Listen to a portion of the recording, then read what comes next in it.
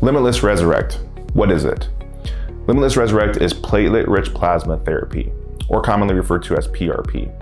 PRP in the past has been used in multiple orthopedic treatment plans, so patients with ligament tears in the shoulder or knee injuries or even in the spine. It's commonly used in wound healing too.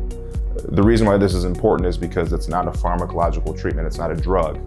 We take your blood out and we spin it down in a centrifuge, and that allows us to isolate the platelets and extract those into a syringe, and then we inject it into 5 different areas on the penis. And why is this important? Platelets, specifically in our body, are one of the first things to respond to injury. They're responsible for helping develop new blood vessels.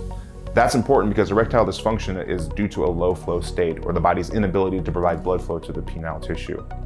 PRP treatments usually last about 12 months. We generally do 4 treatments up front, but we don't have to do those 4 treatments after that. Generally, the protocol is 1 treatment per year.